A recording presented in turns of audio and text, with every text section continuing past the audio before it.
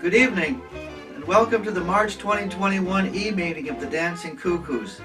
This is Paul McLaughlin, once again coming to you almost live from my basement. This is our second e-meeting.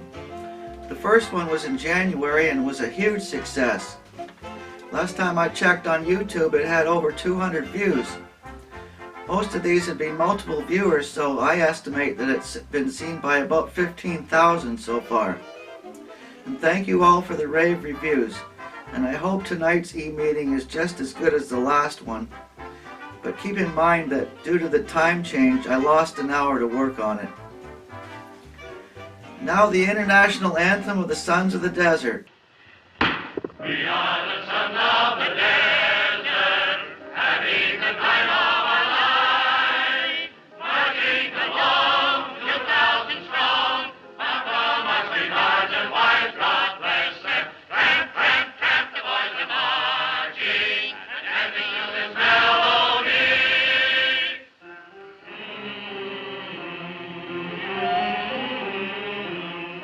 Sons of the desert are we. Now here's our Vice Sheik, Jim DeLoppe. Jim is the man behind our Cuckoo newsletter, and I must add that he does a spectacular job. Good evening, fellow Dancing Cuckoos. Jim DeLoppe here, in case you didn't recognize me. Vice Sheik, account of the Chronicle of our Detroit area Dancing Cuckoos. Sorry we can't get together in person at Mamma Mia's like we love to do, but in the meantime, we're presenting here our second e-meeting. Hope you enjoy it. Thank you, Jim. Yes, we do look forward to getting back to live meetings at Mamma Mia's. By the way, a new restaurant just opened on the moon. They say the food is great, but just no atmosphere. And now for our toasts. Tonight we have a guest toaster.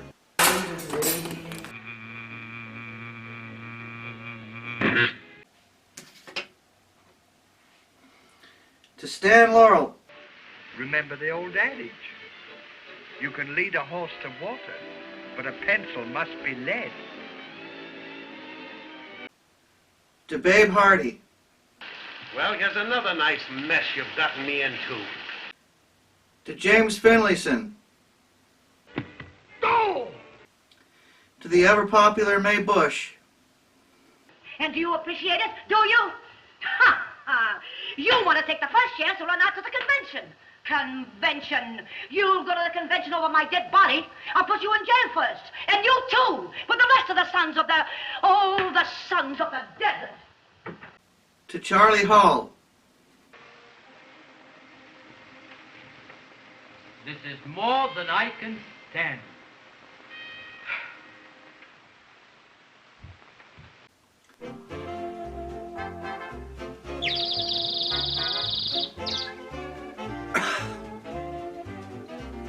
Excuse me, it's my asthma.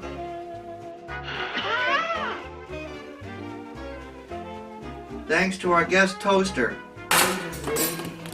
The International Sons of the Desert Convention, hosted by Cliff Sawyer in Rhode Island, which was supposed to be in June of 2020, and then postponed to August of 2021, has now officially been canceled. Cliff put a lot of work into this convention, and I know this was a tough decision. I am here on an errand of mercy. Our next international convention is planned for the summer of 2022, hosted by Gary Logstead from the Busybodies tent of Albuquerque, New Mexico. Due to the circumstances at this time, Gary is requesting a $100 deposit from everyone planning to attend. We have got to raise $100. $100? Yes. We couldn't even raise 1,000. We haven't got a dime. What we're going to do? He desperately needs our support to keep this going. It's only $100. Give me just a little more time. Not one. This deposit is refundable and would be applied to their final registration fee. Information can be found on the website sons2022.com. I'll give her $100. In other news, A hole in the wall has been discovered at the nudist camp. The police are looking into it. This year marks the 100th anniversary of Stan Laurel and Oliver Hardy's first film together, The Lucky Dog from 1921. Roger Robinson and Dave Wyatt from England have published a book to commemorate this anniversary. The book is titled Hard-Boiled Eggs and Nuts. And since it's for 100 years, it contains articles from 100 Sons of the Desert and friends from around the world. And I was deeply honored to be one of the 100 people invited to submit an article. I'm now writing a book about hurricanes and tornadoes. It's only a draft at the moment.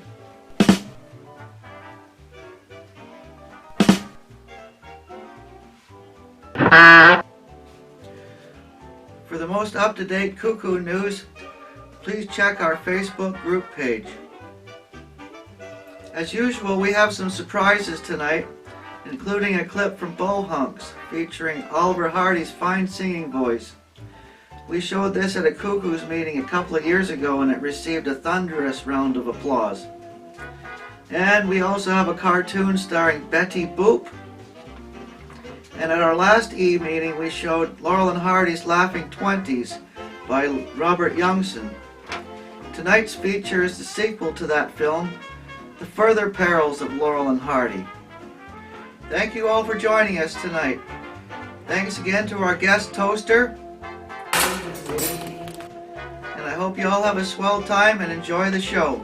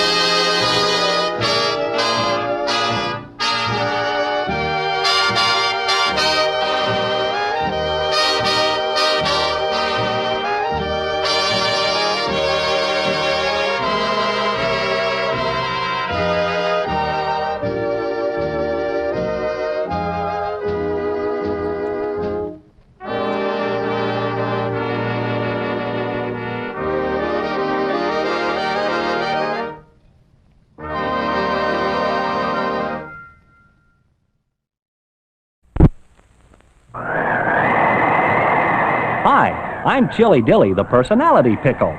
Packed in a jar for the freshest flavor.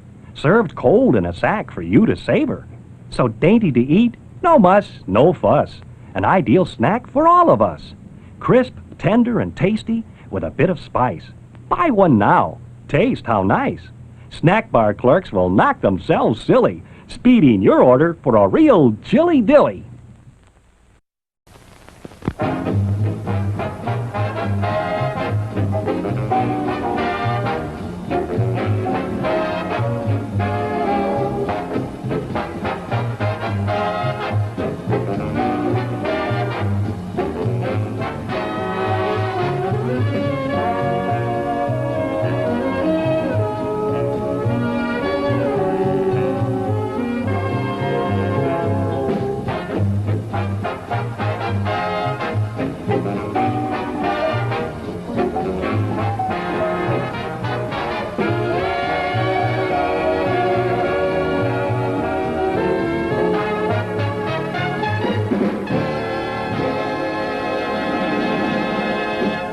Presents Beef and Cheddar. Today, Stanley, we're going to build an incredible Arby's Beef and Cheddar sandwich. Be right back, Ollie. First, a scrumptious dressing. Piled high with Arby's roast beef, piping hot cheddar cheese sauce. Topped off with a toasted onion rolls. Stanley, we're building a sandwich, not a house. Oh, ho, ho, ho. I'll do that. Share and share alike, Ollie. Arby's. America's roast beef. Yes, sir.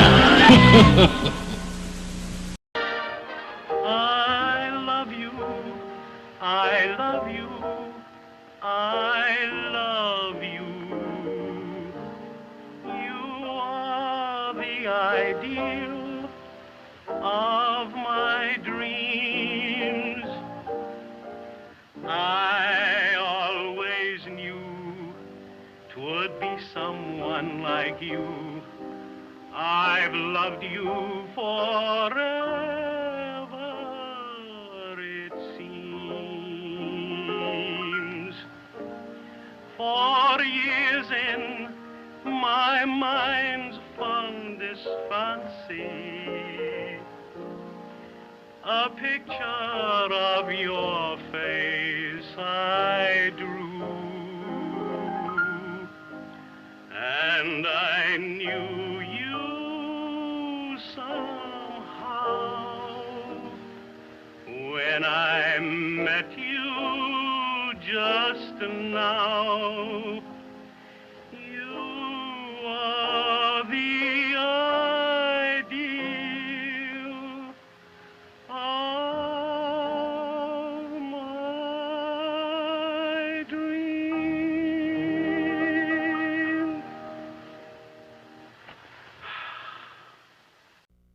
Place to be over at Grampy's house. Da-dee-dee-da-dee, it never is too late. Da-dee-dee-da-dee, he will always wait. And when everybody's resting, he is always full of pep. Everybody's gonna be over at Grampy's house.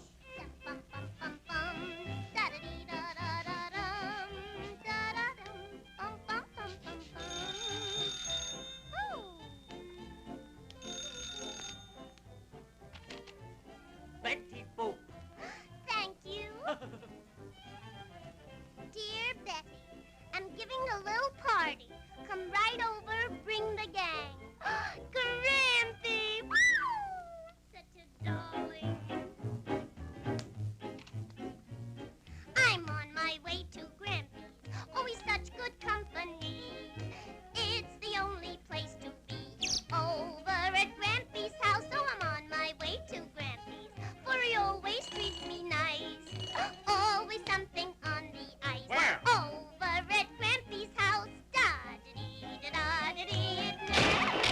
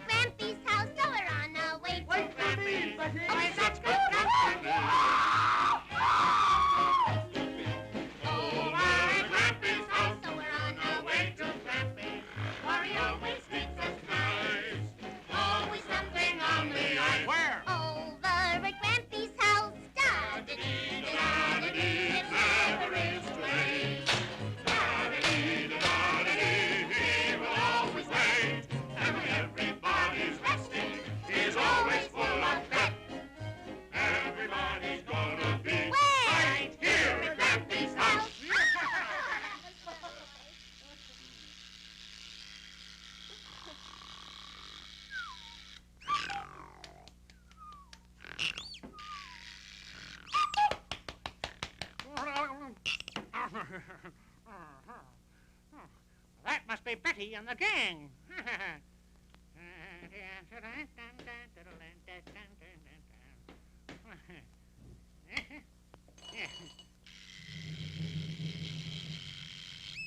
Okay, boys, come on in.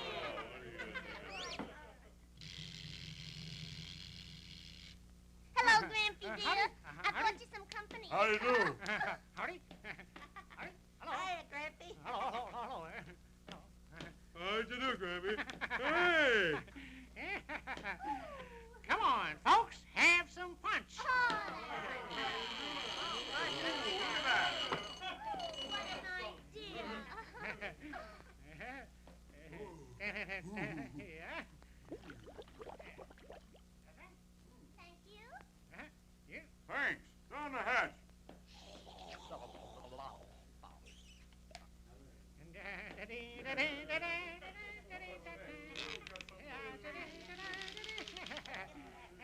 Oh, Serve the cake, Betty. I sure will. Thanks. Oh, boy, oh, boy, oh, boy, oh, boy. Is that good? Say, Grampy, how about some music? Music? No. Let me think. No, music. Oh, music. Oh, dear.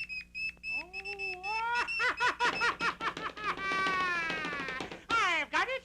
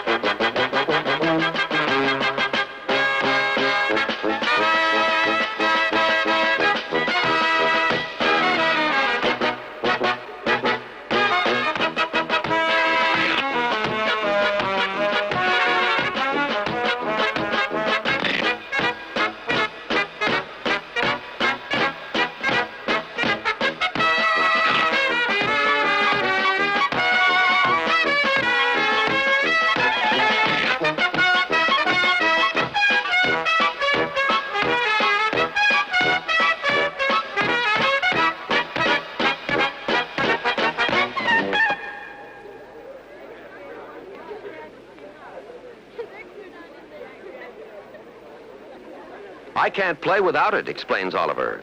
My soul is hushed.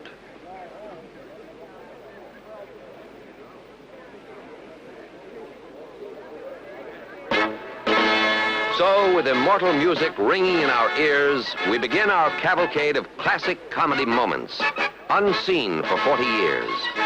Films so old we think you'll find them fresh and new. Here, then, are the further perils of Laurel and Hardy.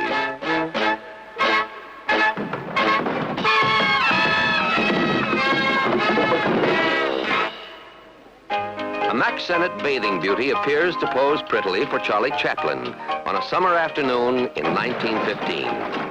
Actually, it's a double deception. The beauty is really young Oliver Hardy in his third year as a supporting comedian. The admirer counting the curves is Billy West, who with uncanny accuracy imitated Chaplin's walk, mannerisms, and even his plots. This tale of a country girl's deception resembles Tilly's punctured romance. Little Miss Gingham bounces into the general store. In comedy's golden days, the best comedians, Chaplin, Keaton, Arbuckle, Langdon, all impersonated women at one time or another. 50 years ago, trains stopped for quick lunch, much as buses do today. Chaplin imitator Billy West flipped some pepper-flavored flapjacks in the direction of Oliver Hardy, playing a dapper intake valve.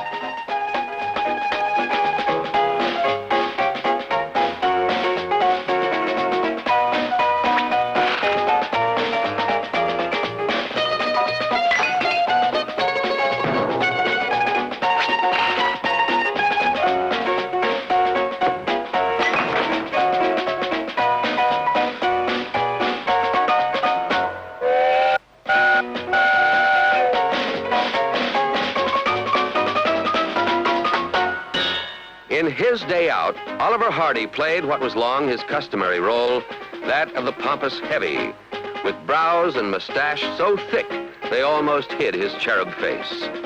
They also disguised the fact that this supposedly worldly villain was then only 23 years old.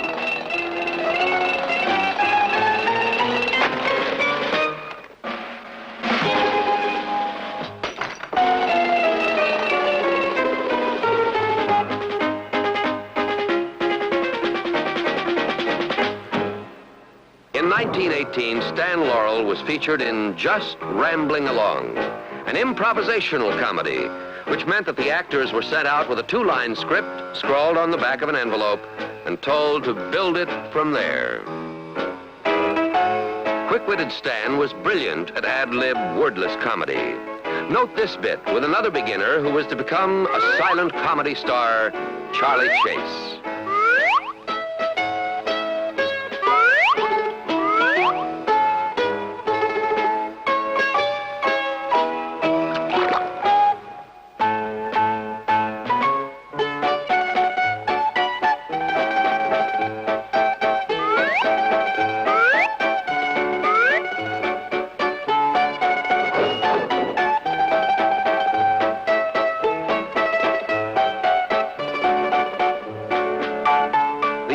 Stan Laurel was brash and self-confident, almost a direct opposite from the dim, forlorn character who 10 years later was to become a world favorite. His actions were a succession of quick visual surprises. If there's a suggestion of Charlie Chaplin in his style, it's only to be expected. For Laurel understudied Chaplin with Fred Carnot's Music Hall Revue in days before either one had even thought of joining that upstart medium, the movies. For full realization, the talents of Stan and Oliver had to be teamed, and that team required a third ingredient. The third ingredient was the Hal Roach Studios. In the early 20s, when Laurel and Hardy had only a nodding acquaintance, the Roach Studios specialized in visual comedy, rich in invention and breathtakingly fast. Roach Studios' leading one-reel star of the period was little Snub Pollard, who wore a Kaiser Wilhelm mustache upside down. Snub is low man in a friendly game of toss the anvil.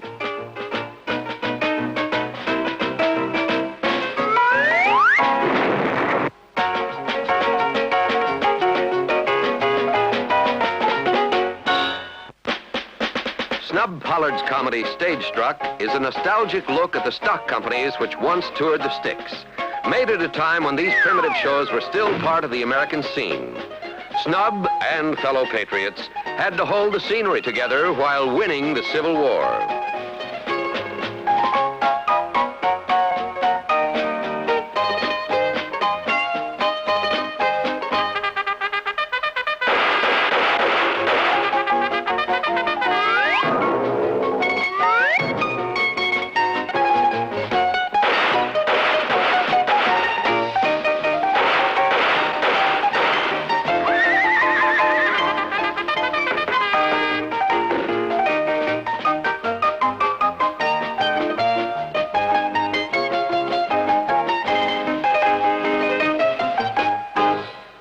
A sensational news story of 1922 was human rejuvenation by surgery through the grafting of monkey and goat glands.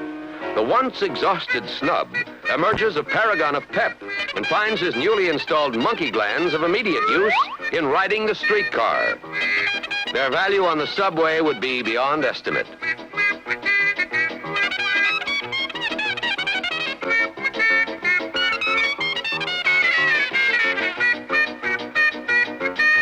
Snub's rival, Tom Kennedy, prepares supper after an injection of goat glands. Snub discovers monkey glands increase his zest for wide open spaces. Tom testifies goat glands improve his appetite.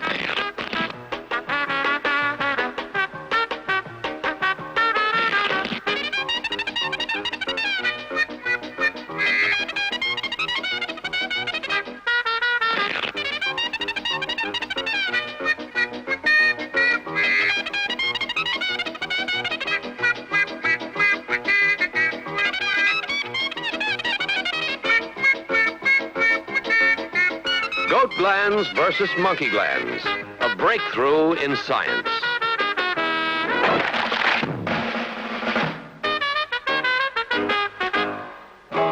This Hal Roach Studios comedy of 1921 with burly Noah Young told the age-old story of crime and pursuit in slapstick shorthand.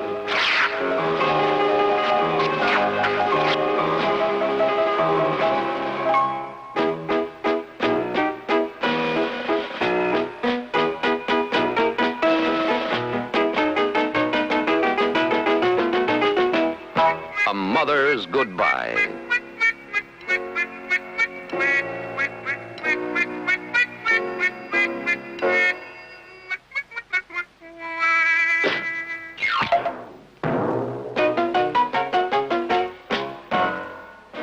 It wasn't Hal Roach, but chief competitor Max Sennett, who specialized in the chase, sometimes making comedies that were one big chase from start to finish.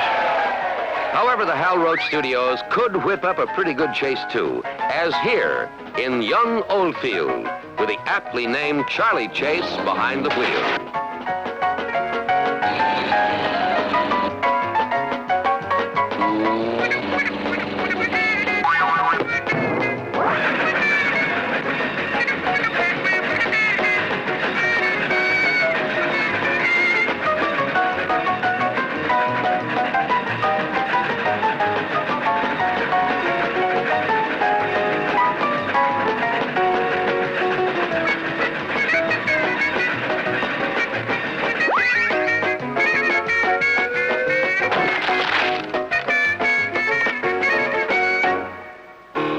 In Do Your Stuff of 1923, Charlie Chase, who also used the names Paul Parrott and Jimmy Jump, did a delightful and acrobatic spoof of Doug Fairbanks.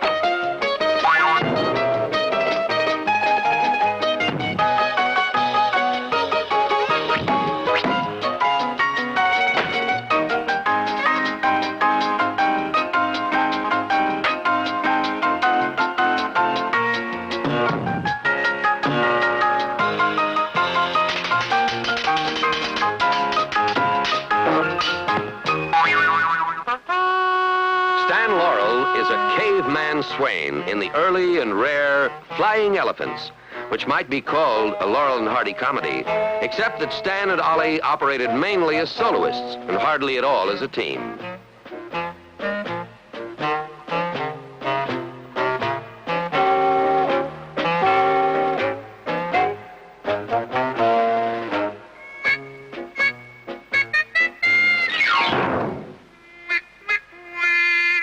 To add depth to the hubbub, Roach Studios comedies needed characters audiences could identify with and love.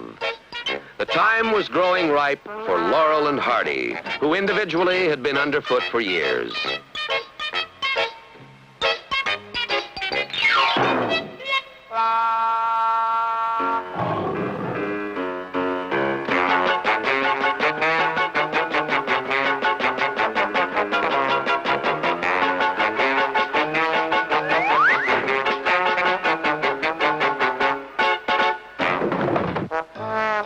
Courtship, a la Stone Age.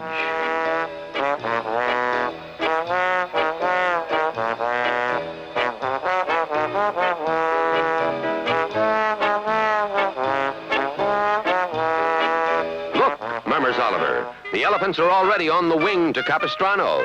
It'll be an early spring this year.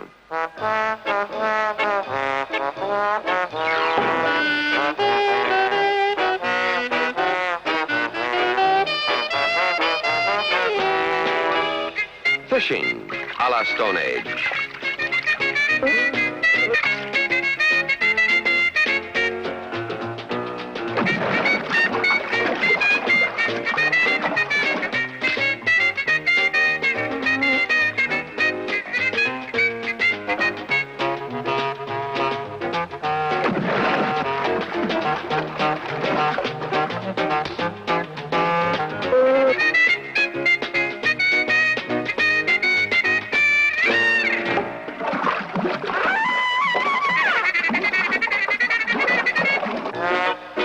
Dentistry, a la Stone Age.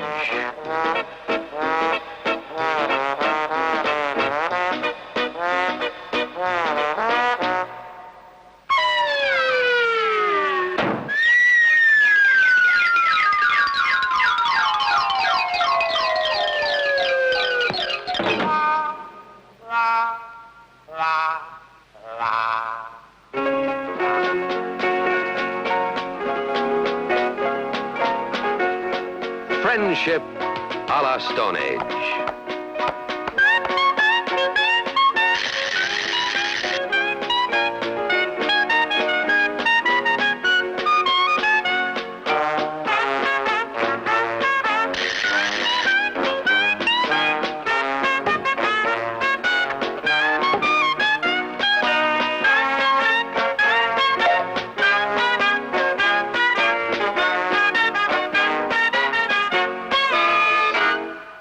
Millionaire Jimmy Finlayson awakens with a headache, peculiar to men who develop weightlifters' muscles picking up champagne glasses. Butler Oliver Hardy brings news of a wedding, Finlayson's wedding, the blacked-out night before. Jimmy vanished after the ceremony, and now wife and in-laws are after his blood, and maybe a buck or two. "Call my lawyer," cries Jimmy. Finlayson's lawyer, the perfect advisor for bargain-hunting clients with unlimited time for regrets. "I'll be right over," says Stanley Z. Laurel. A short time later, bride, mom, and dad storm into Finlayson's hotel and are spotted by Stanley, who has also just arrived. "Where is that skunk?" cries Papa. Stan takes immediate action. He begins to cry.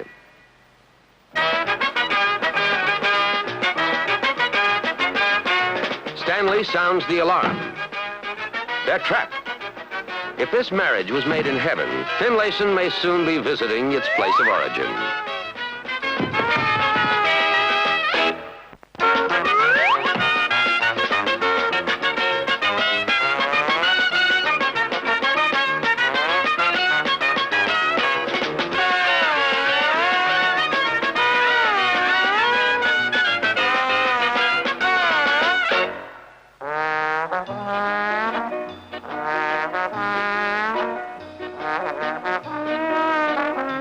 This sunflower, queries suspicious Dad. "Why, she's my little wife," says Oliver.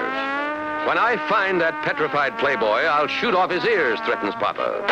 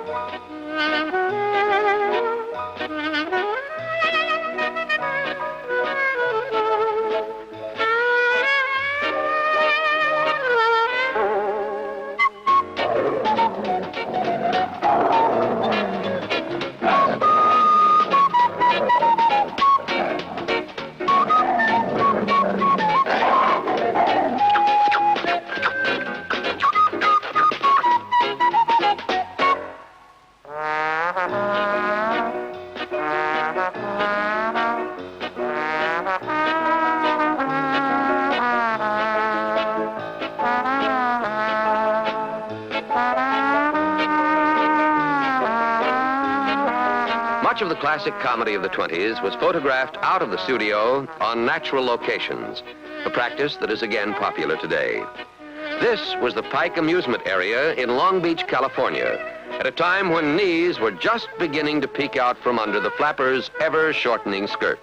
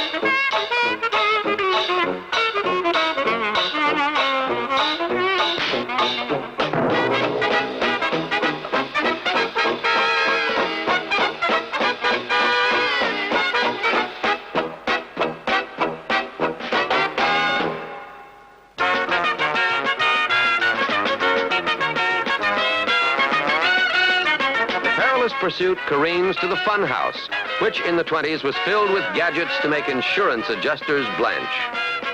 Though in this comedy called Sugar Daddies, they are together in scene after scene, Laurel and Hardy are still not a team.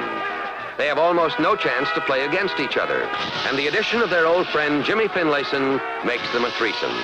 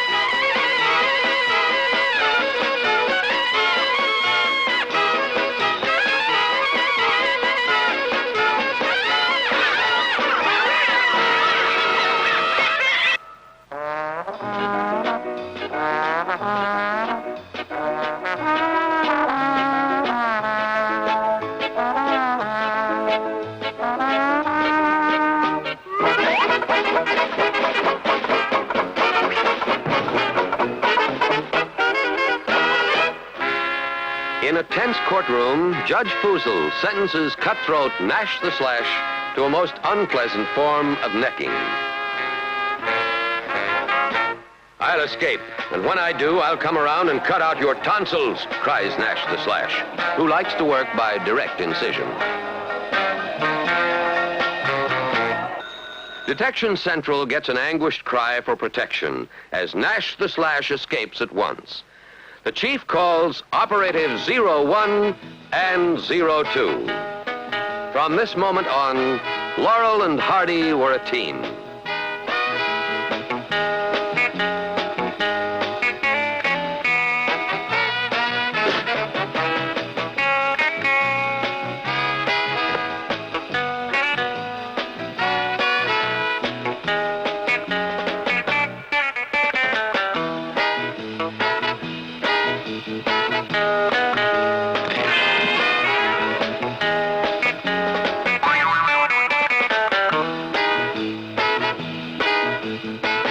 Butler.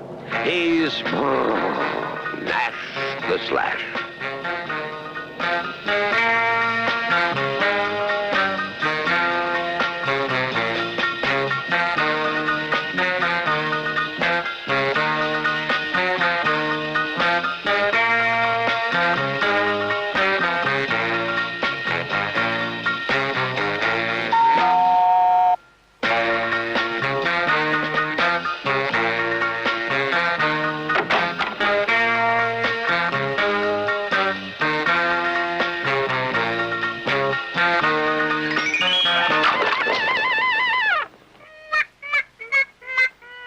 Detective Hardy always reads the crime news thoroughly, a syllable at a time.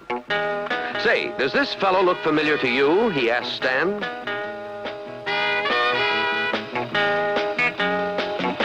La, la, la,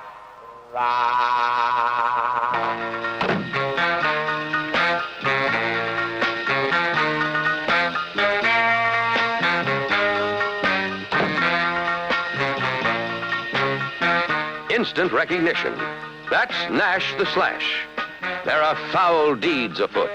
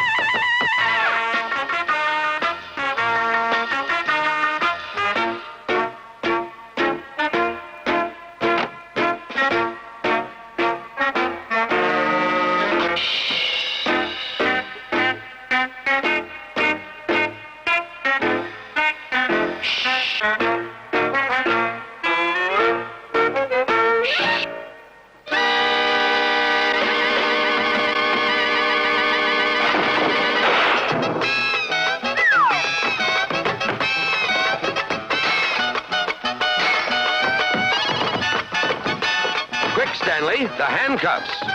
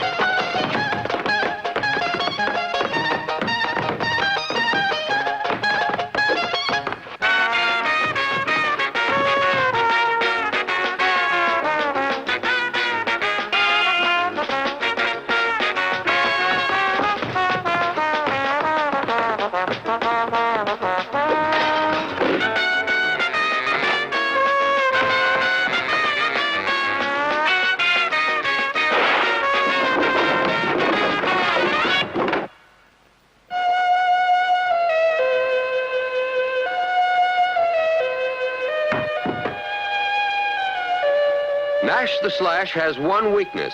He's afraid of ghosts. They're so hard to cut.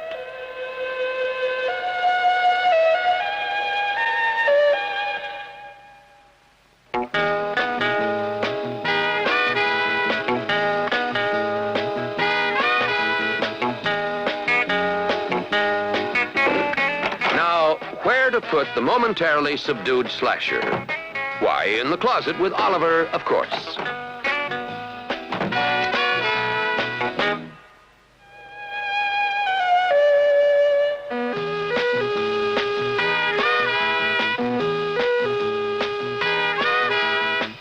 Ah, well, it's all in a day's work, sighs Stanley. Okay, men, the killer's in the closet. Take him away and see that he gets his just desserts.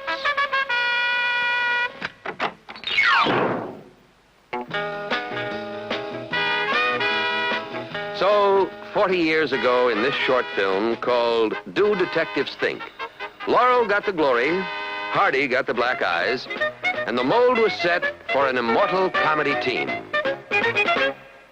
The lovely Jean Harlow was little more than an extra girl plucked from the ranks in this Hal Roach Studios production called The Unkissed Man, which reflected the new sophisticated comedy, rapidly replacing slapstick on the screen.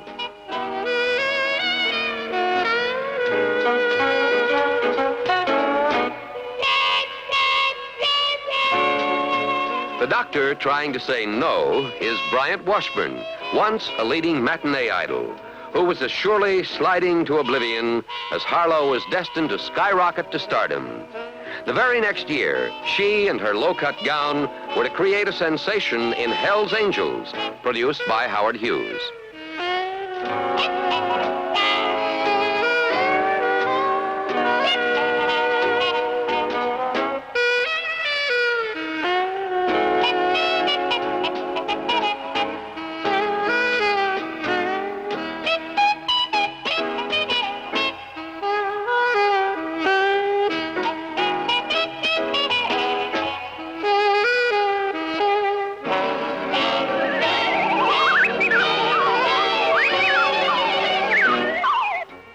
Another example of the new sophistication in comedy was the work of Charlie Chase. Clerk Charlie catches the eye of the boss's wife. "Why, you're just my husband's size," she declares. "I want to surprise him with a new pair of riding breeches. We can have them tailored to fit you." Hubby is the jealous type who imagines a rival lurking behind every filing cabinet.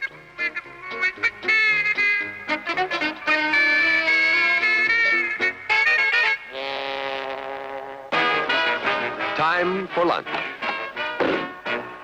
"See you after I deliver these pants," says Charlie. Headed for the same destination, hubby and important friends. Charlie gets there first. "Please bring those riding breeches upstairs," orders the boss's wife. "Try them on. Let me see how they look on you," the boss's wife asks bashful Charlie. Charlie Chase was the master of the comedy of embarrassment, and at one time the most popular star of two-reelers in the world. Today, he is strangely and unfairly forgotten.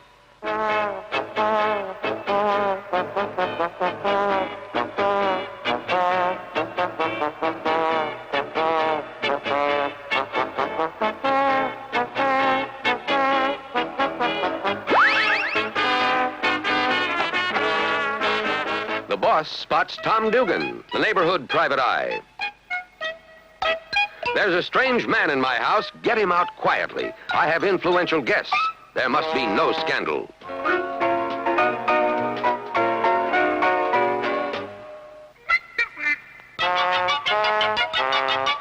The wife gently notifies Charlie, "My husband is here with the entire social register. Get out, quick."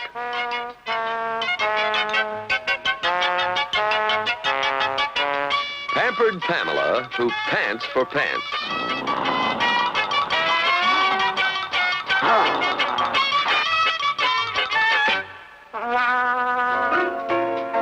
Charlie whispers to the butler, "In the name of humanity and a 50-cent tip, show me the way out of here."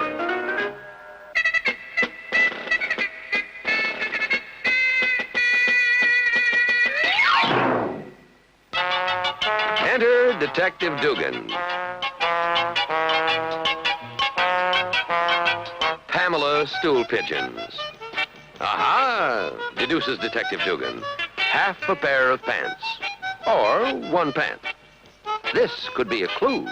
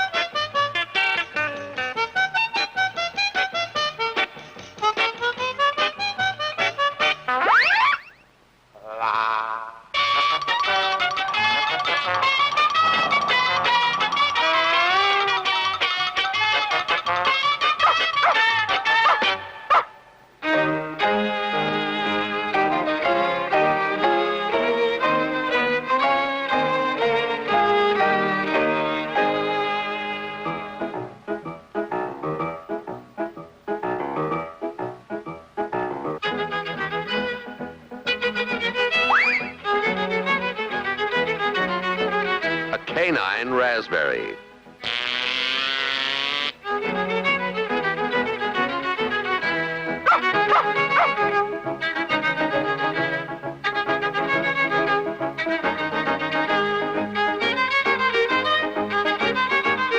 Naughty, naughty.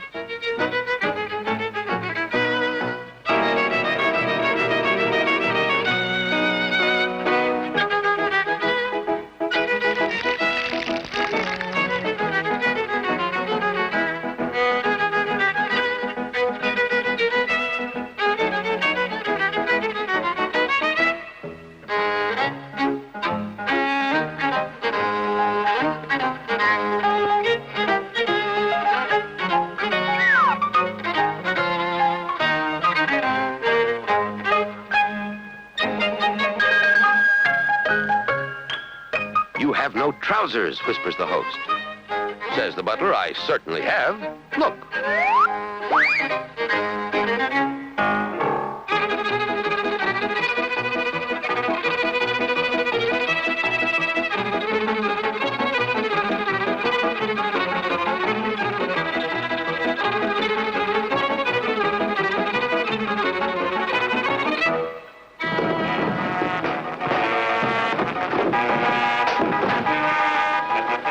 Pantsless in my wife's bedroom was bad enough, cries the boss.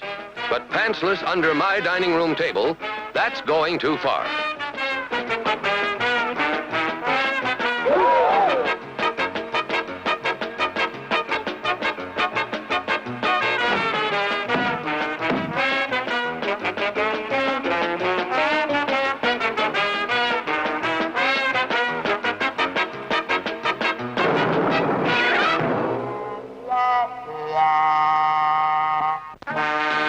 Wifey explains everything as the riding breeches gallop away.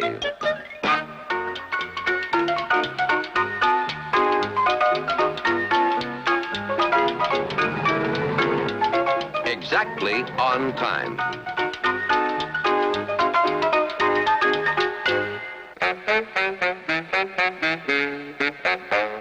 Riding breeches, doesn't he look silly?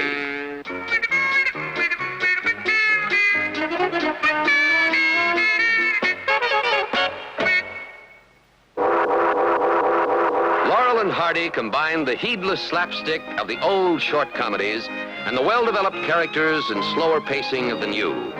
They had been teamed almost by accident. They had experimented, and they had perfected the Stan and Ollie whose popularity remains undiminished. In the second 100 years, they played convicts on the lam, mistaken for visiting diplomats and forced to bluff out the unbluffable. The old chases used to utilize wagons, cars, boats, airplanes, submarines, dirigibles, runaway locomotives, and a wild array of animals and people, hurtling at breakneck speed to make audiences laugh. Stan Laurel could accomplish the same end by chasing a cherry.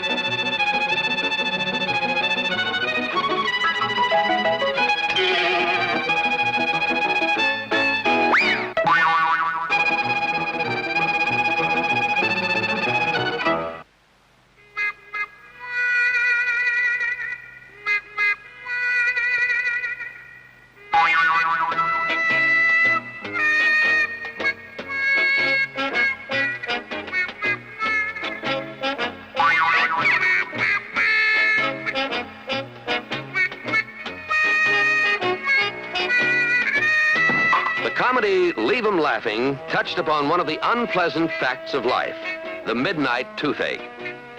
Through long sequences and sometimes entire pictures, Laurel and Hardy, with surprising frequency, played entirely alone, a test of their ability to be self-sufficiently funny and a blessing to the budget.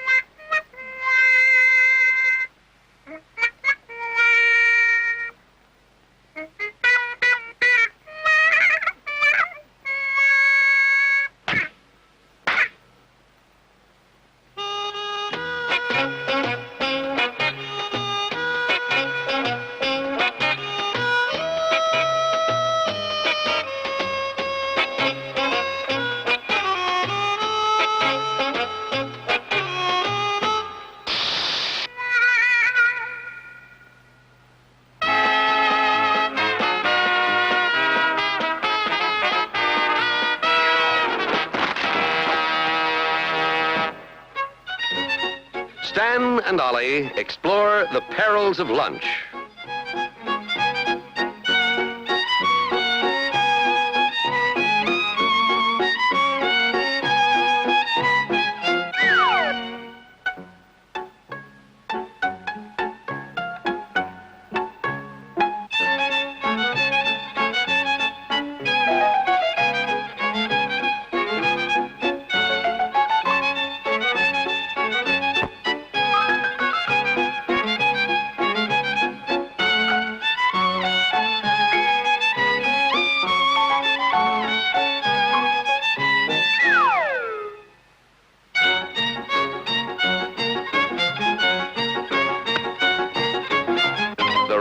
Of moments, Oliver prevents disaster.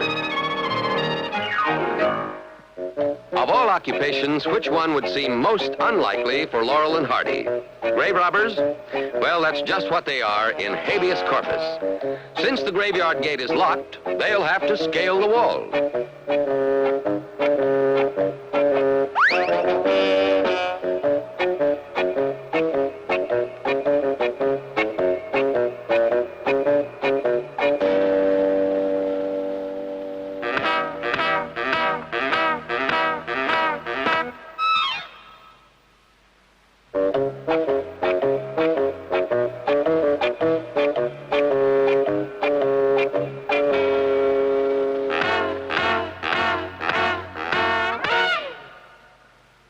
Try it this way, says exasperated Hardy. A crazy old professor called them in to do the body snatching, and Stan and Oliver were always so eager to please.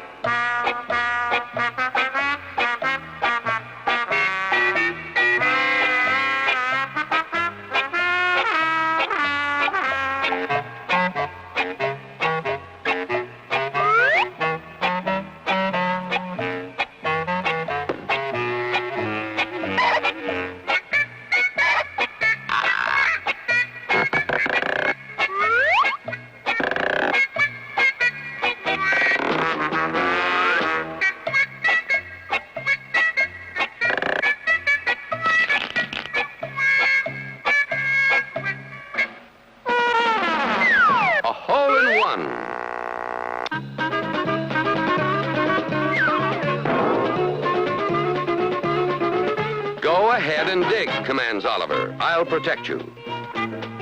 A sheeted figure of law enforcement slithers in. Unknown to the snatchers, the professor has been dispatched to the booby hatch, and a detective sent out to keep an eye on their clammy kidnapping.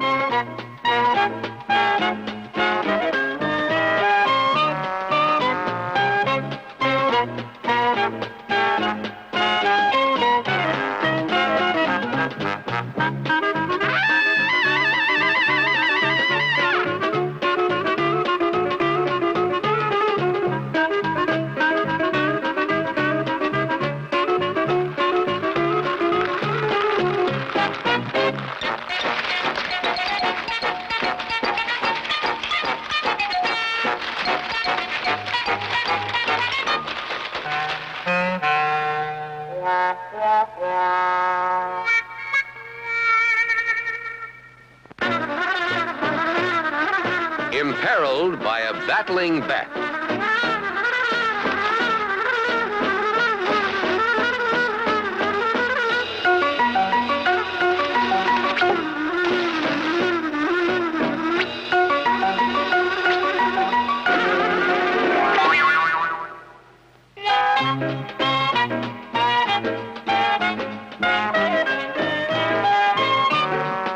Oliver leaps up for a better view.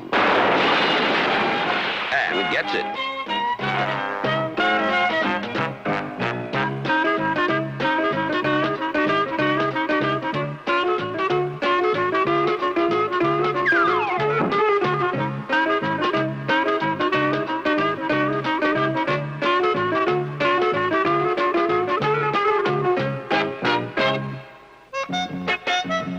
Silence, darkness, whispering winds, goose pimples, and in the dirt from the grave, Something's moving.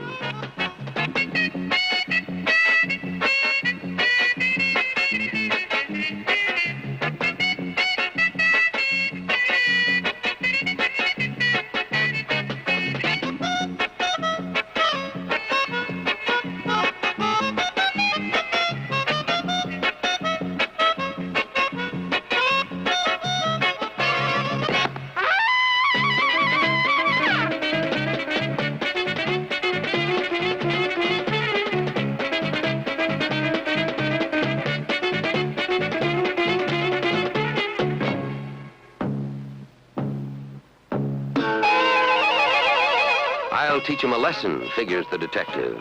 Get back and dig, orders Oliver, who can't stand a man who's scared.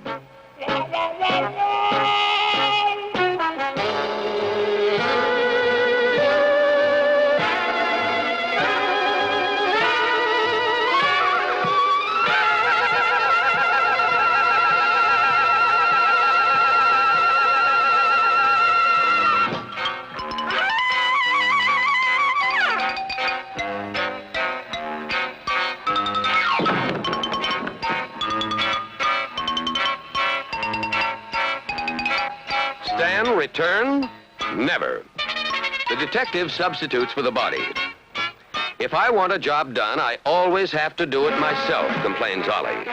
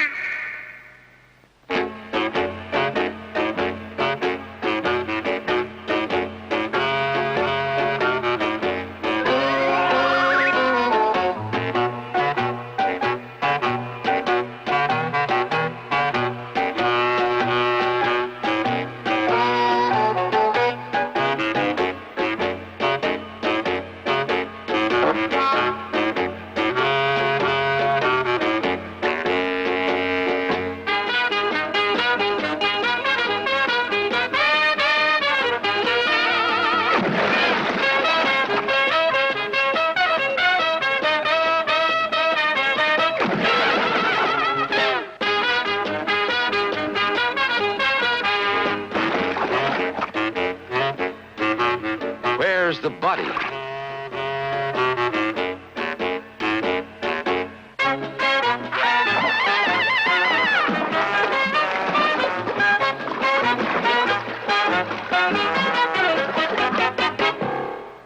In That's My Wife, Oliver Hardy's helpmate prepares to leave his bed and board for the most insignificant of reasons.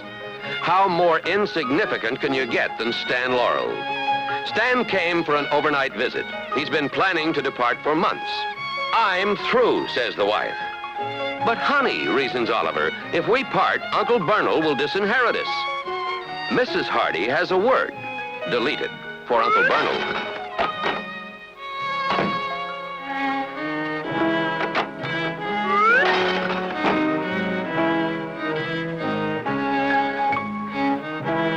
After 8 months of hints about leaving, Stanley's feelings are easily bruised. Meanwhile, destiny approaches the front door. It's Uncle Bernal, the millionaire sheep-dip king. Nephew Oliver will inherit all his money, but only if Ollie is happily married. Says Uncle to Oliver, I just dropped in to visit your wife. You know, I've never met her. Uncle continues, If this marriage is solid, I'll buy you a fine new home. Now, where is Mrs. Hardy? I'll bring her down, says Ollie. She's crazy to meet you. You've got to be my wife, Hardy tells reluctant Stan. There's a fortune at stake.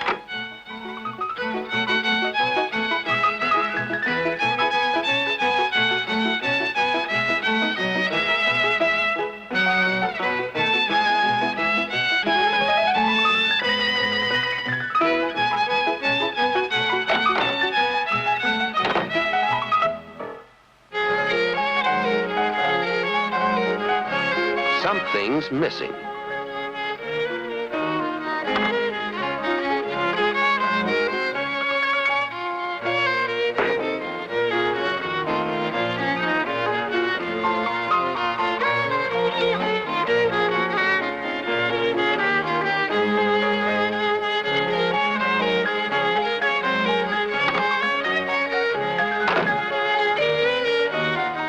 She's no beauty, says Oliver, but what a clown. See? I told you, always clowning. This, announces Ollie, is the little woman.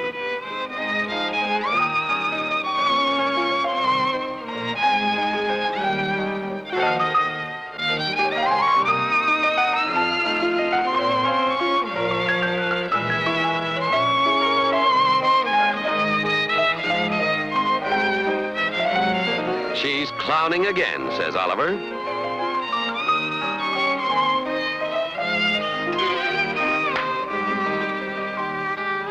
It's dinner time, says Uncle. I'll take you to the Chow Dog Cafe. If I go out like this, something terrible will happen, cries Stanley to Oliver. The Chow Dog Cafe, where the waiters bark and the checks bite.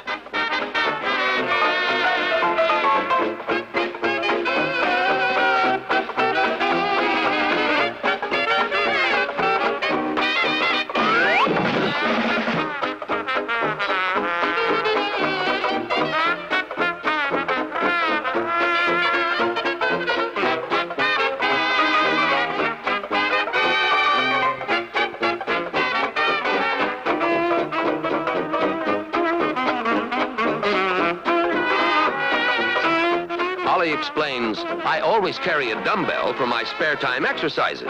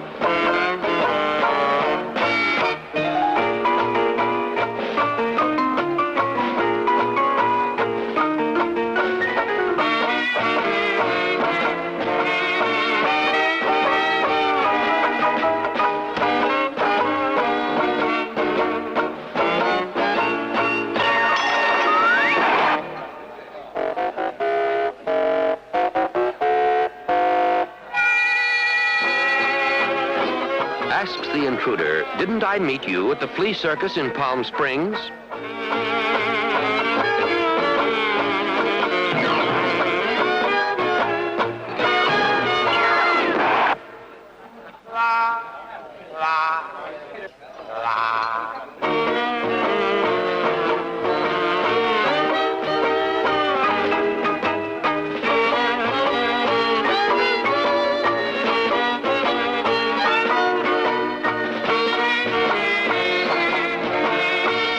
Something forceful, says Uncle to Oliver.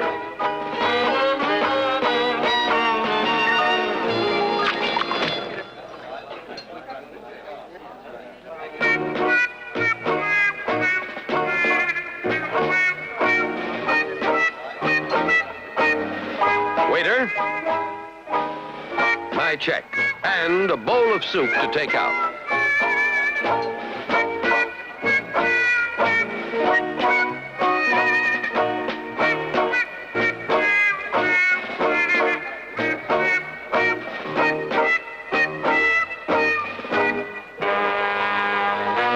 Slippery Carmichael, a waiter who gets what he's been waiting for.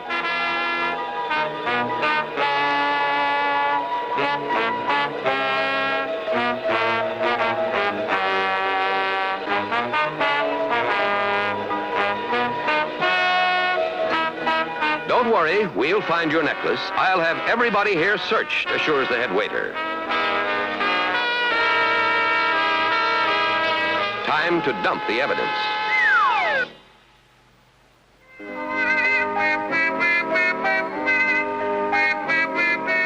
The stolen necklace, it's down my back, cries Stan. We'll dance and shake it out, whispers Ollie.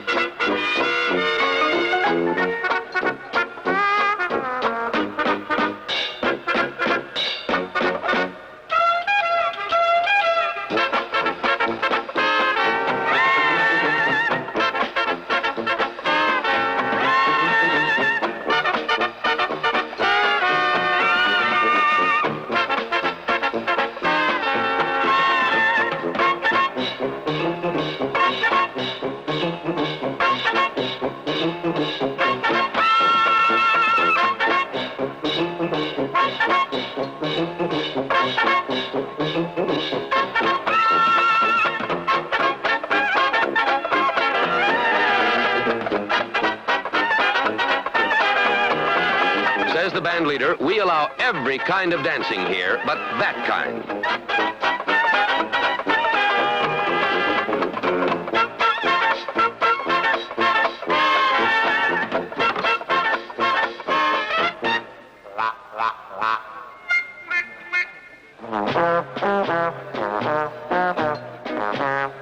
Believe it or not, we were calling Philadelphia.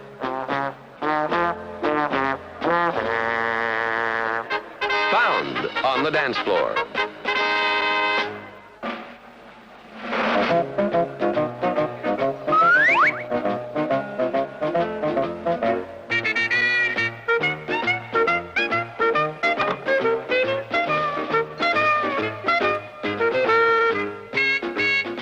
The main attraction, Garrick and Lucille in the pageant of love.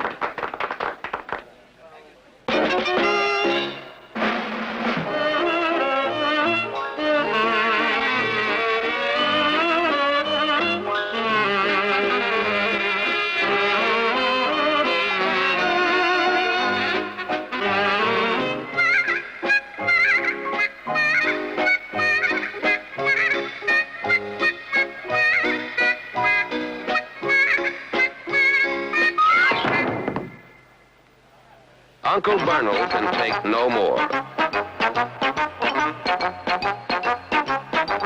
Uncle Bernal is through. He'll leave his money to a home for dachshunds with backaches.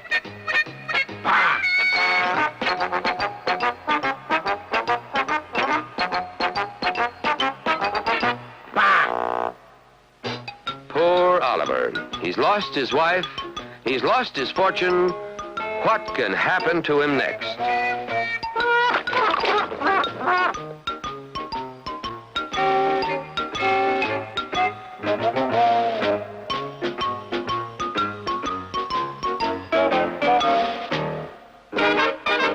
Vive le turtle soup.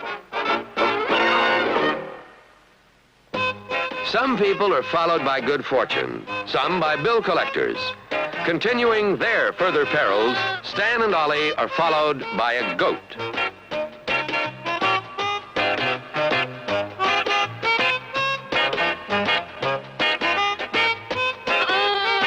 An unwritten law on the Hal Roach Studios lot, all puddles that Oliver Hardy stepped into were bottomless.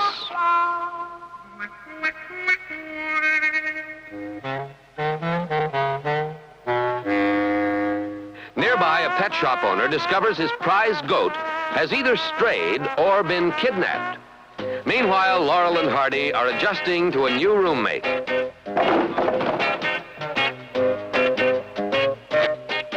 Quiet, cautions Ollie. The landlord sleeps right under us. If he finds a goat here, we're finished. Below, landlord Edgar Kennedy never counts sheep. He counts tenants being evicted. My poor feet are killing me, says Oliver to Stan.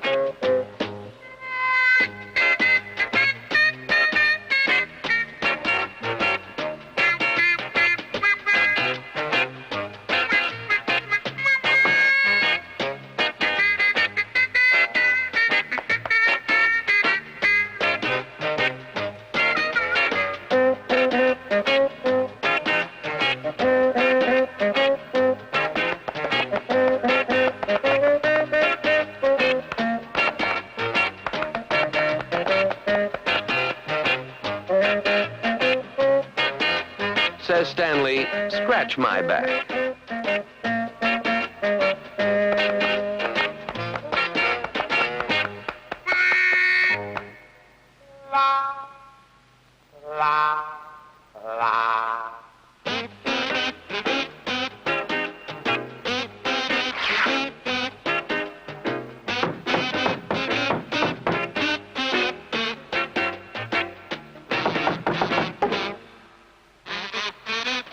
I'm telling you that landlord will murder us, and maybe even ask for the rent, warns Ollie.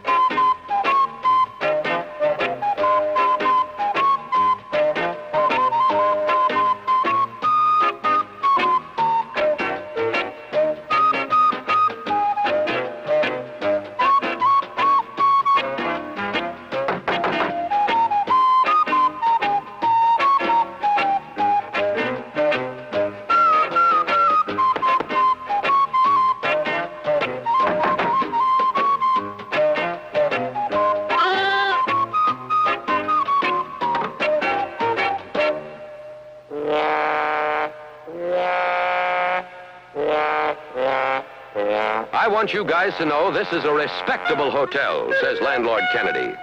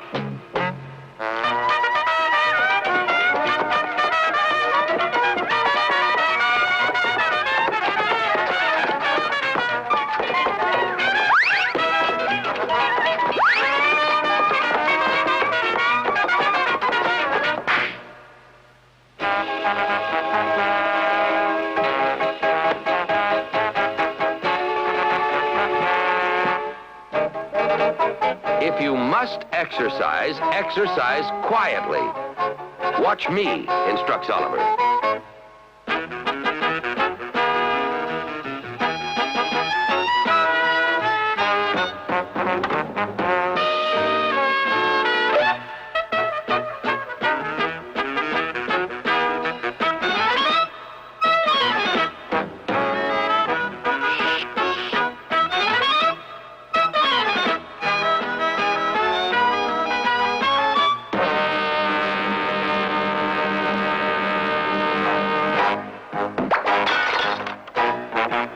Oliver explains, it flipped.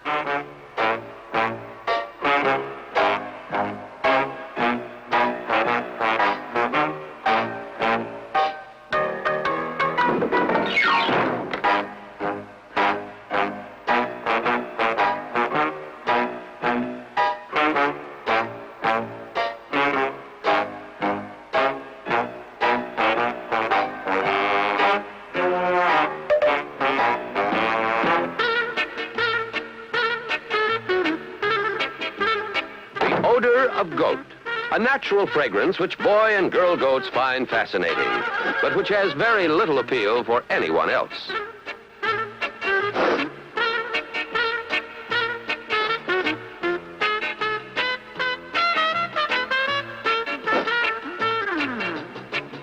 Asks Oliver, "Do you smell anything?"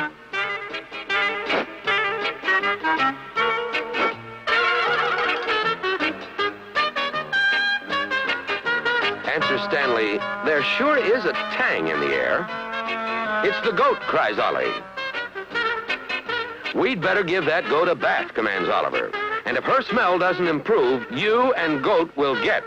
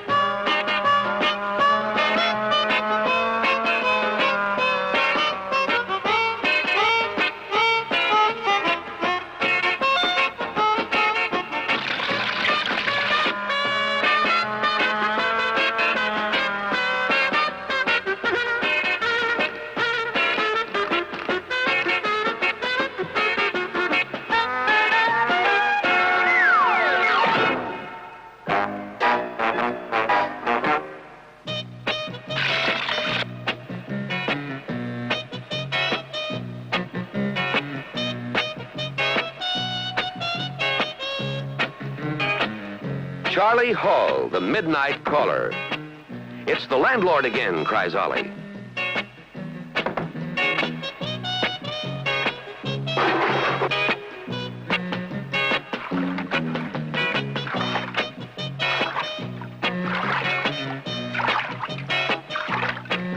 "Sorry, wrong room."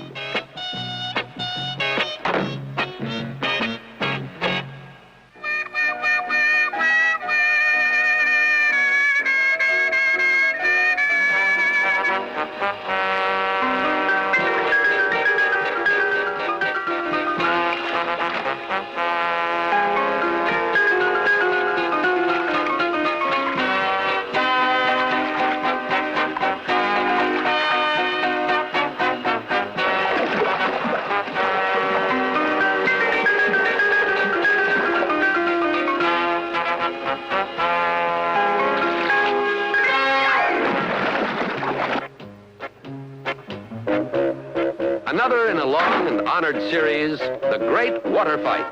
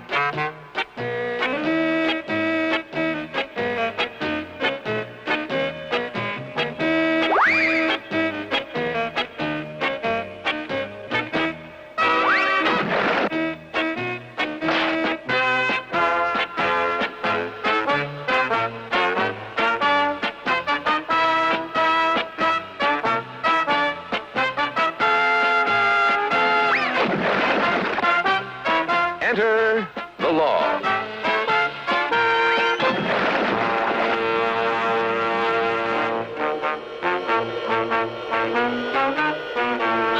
Aha, cries the cop. There's the goat that was reported stolen. A quick deduction. Goat A is found in room B. Landlord C owns room B. Therefore, landlord C must be the culprit. Look, points out Stanley. We lost our goat, but she left behind 3 brand new ones. Isn't nature wonderful? Should Married Men Go Home begins on a note of connubial bliss unheard of in a Laurel and Hardy comedy. There is, however, a serpent in golf knickers gallumping down on paradise.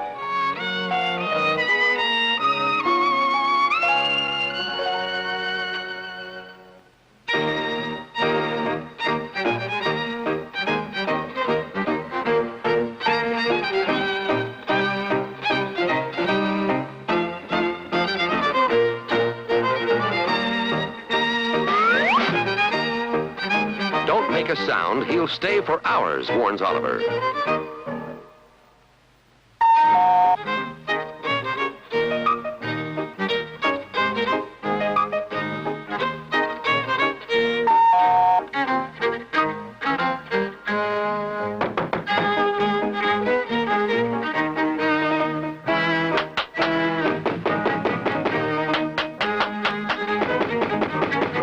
It takes nerves of steel to outwit Stanley at the waiting game. Mrs. Hardy is played by Kay DeLise out of Hal Roach Studios' choice collection of naturally funny females.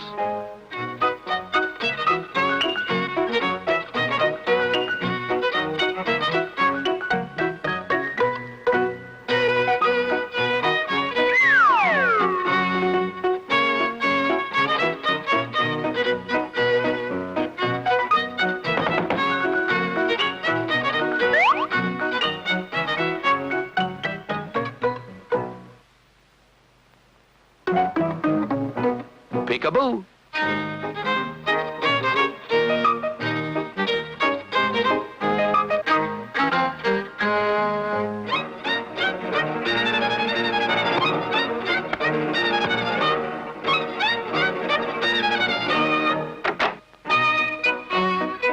Mr. Hardy declines Mr. Laurel's golf invitation, but Stan is only too glad to hang around until Ollie changes his mind or loses it.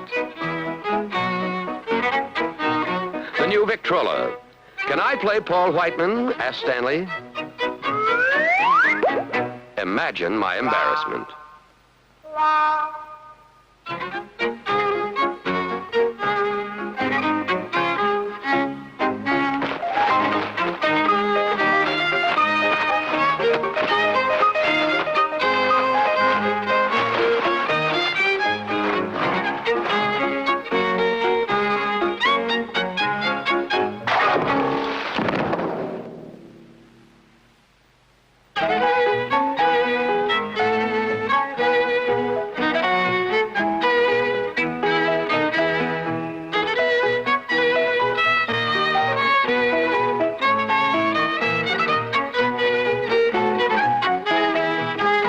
Hold it, says Oliver. I'll play it. There's a right way and a wrong way to do everything.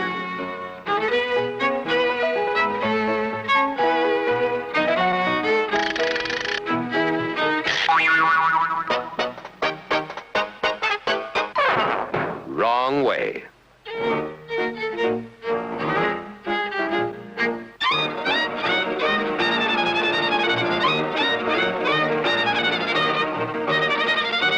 Cries Mrs. Hardy, go on and golf, get out of here.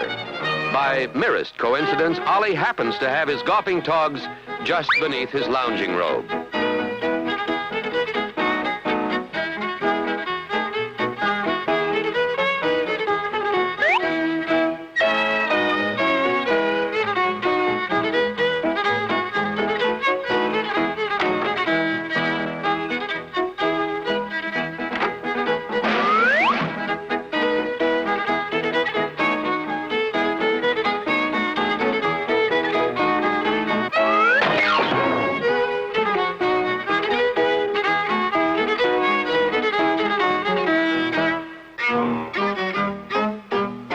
Wrong way.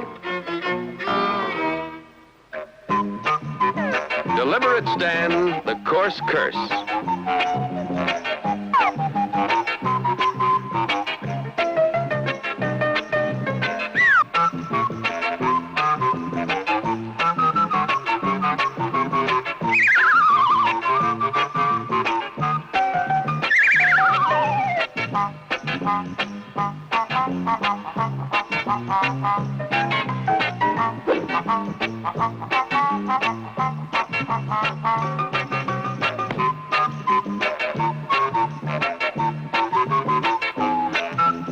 Hurry up, expert. Edgar Kennedy has several things on his mind.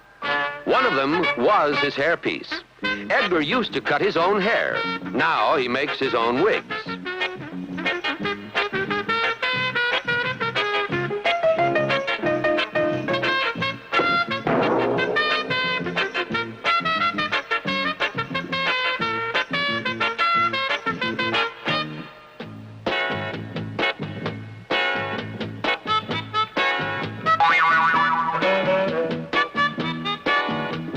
That's my ball, growls Oliver. A playpen special. Your ball is over there.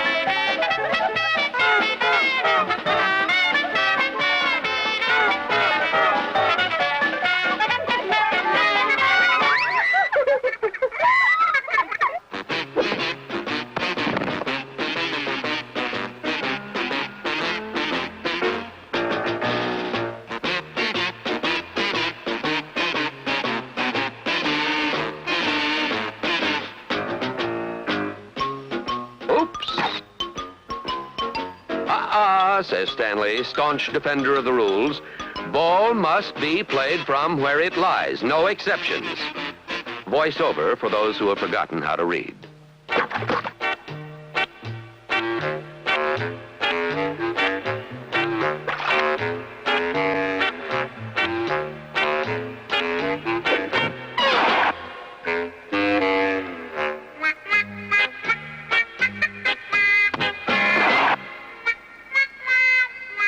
Great mud fight. The year is 1928. You probably noticed that short skirts have come into style. They make slapstick more fun than ever.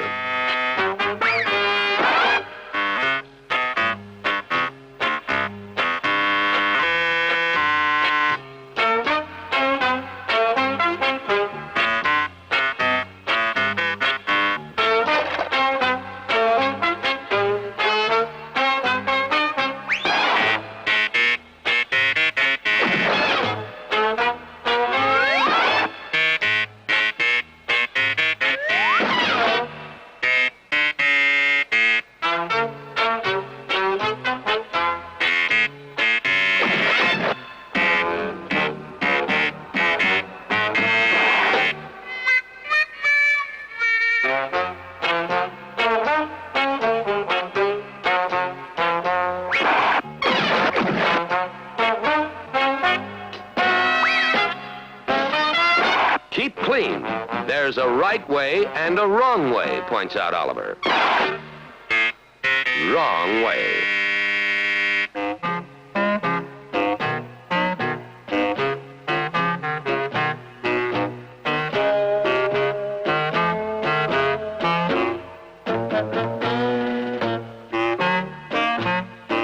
You're going in. You started this, yells Oliver to Stan.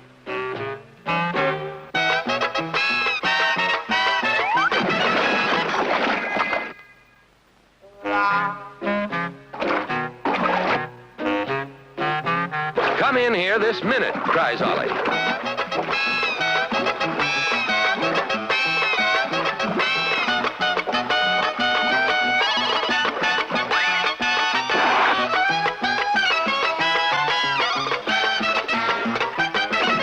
There's Hardy's hole again.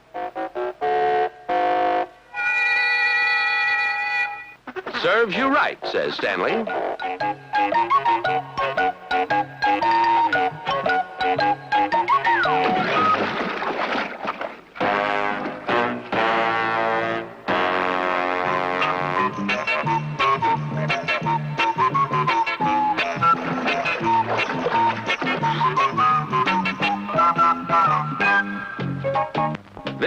final further peril of Laurel and Hardy concerns the struggle between capital and labor. Stan is labor, the loyal butler of Hardy House, whose work is never done. Oliver is capital, the fun-loving millionaire master of the mansion, carrying just enough champagne to make his nose tickle.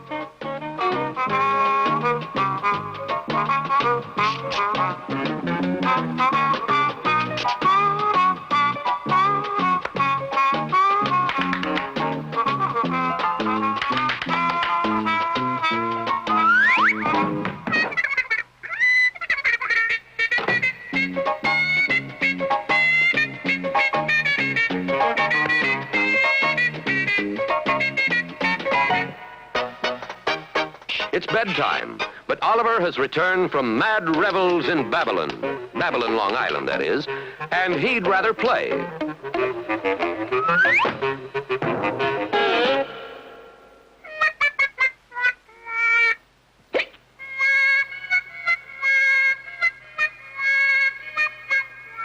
You've been drinking.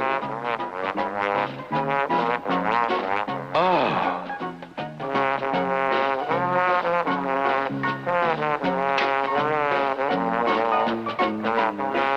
Says Stanley, you're going to bed.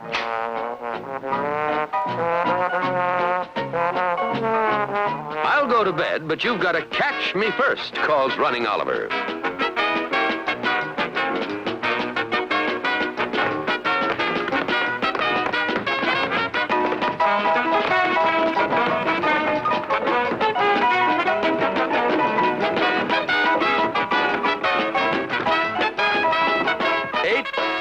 Nine, 10, and you're out, counts off Oliver.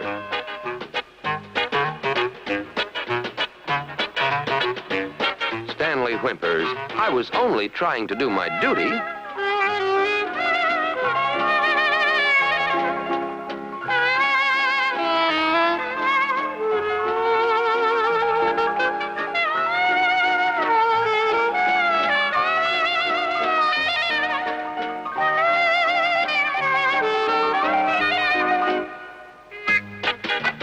Next morning, poor Stan gives notice. Oliver's had the good times, Stanley's had the hangovers. Says Laurel, my bill for services to date. Says Imperial Hardy, not a penny. I won't let you quit. You're just being mean, says Stan.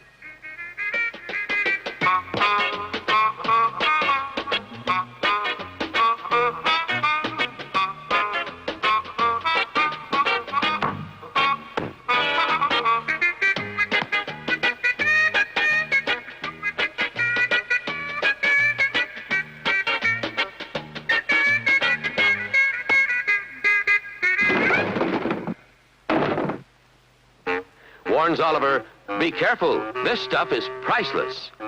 A glint of an idea glimmers in Stanley's mind, which is as good as new since it has hardly ever been used.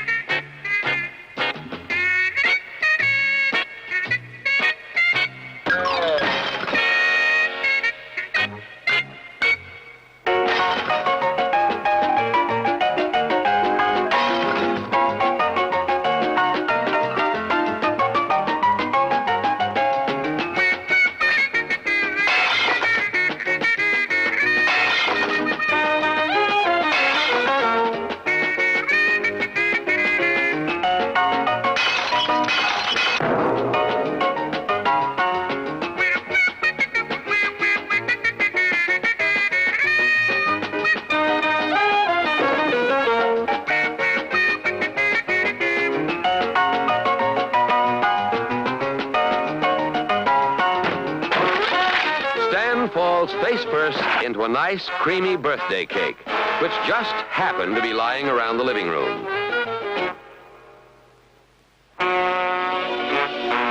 You're frothing at the mouth, screams Oliver. You've gone mad. Blood, blood, cries Stanley.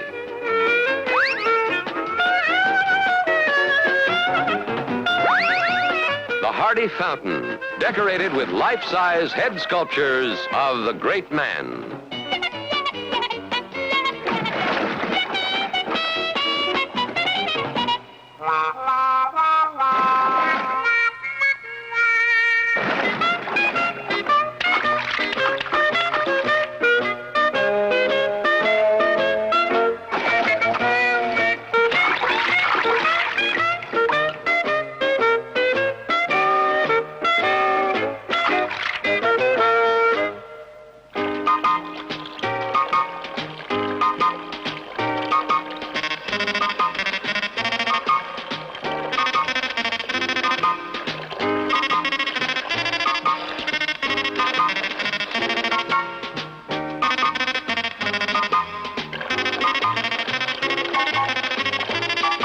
Bad plumbing, muses Stanley. You've got to whack these heads to keep them spouting.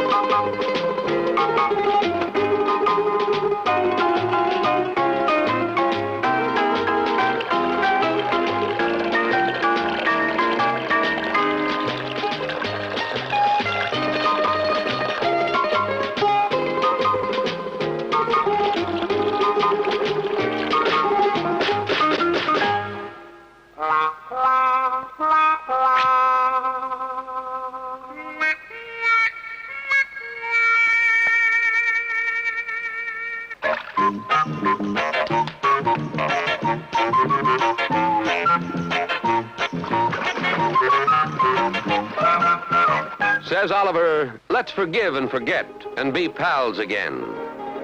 The jovial fat one and his sad, skinny partner have long since departed. But the laughter, undiminished, roars on. On strips of film, where time stands still, they have left their shadows behind.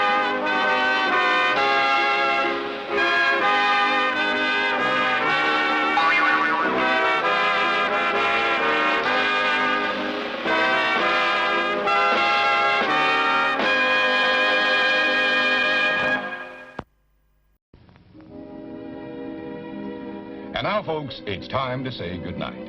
We sincerely appreciate your patronage and hope we've succeeded in bringing you an enjoyable evening of entertainment. Please drive home carefully and come back again soon. Good night.